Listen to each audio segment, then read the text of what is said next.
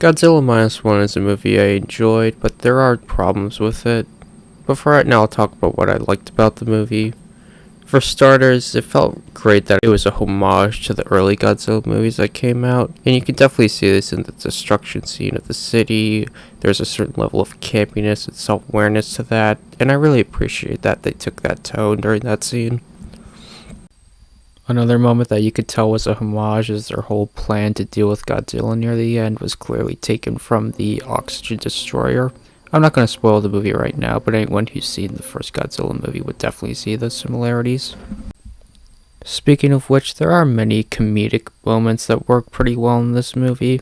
There are some really fun side characters that have great moments to shine.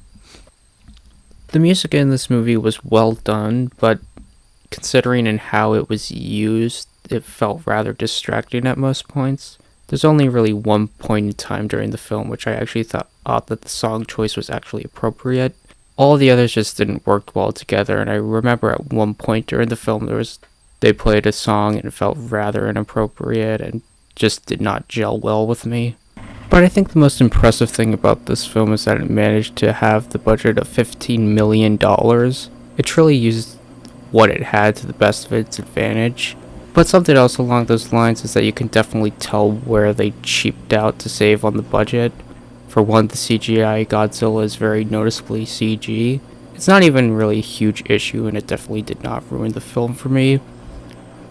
But there are definitely points where all you could think is, wow, this is CG. I think it got a little bit better near the end at certain points in the film, but I just figure it is something worth mentioning. And there are a couple of other CGI moments too that make you think, alright, that doesn't look real. Now the last third of this movie is really the most memorable part of the experience. The climax is truly running with a lot of emotions, and I think it's worth the price of admission. But even though it's really the most memorable part of the experience, there are certainly a lot of plot conveniences that are kind of annoying during that. So in order to talk about them, I'm going to have to delve into spoiler territory. First off, the ejection seat twist was the most obvious thing that ever happened. Everyone with eyes in the theater saw that coming. Another annoying thing was at the end was just the fact that that side character brought all those tugboats along, as if he would know that everybody would have the exact problem and that he would need to bring tugboats in order to bring Godzilla up. And oh yeah, the last one at the end is truly the most annoying one. How they pulled that whole, the girlfriend's not dead but just unconscious or lost or whatever. It really was annoying. It felt like a cop-out.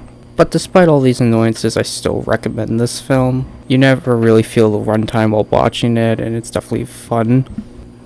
So I figured this one deserves a 6 out of 10.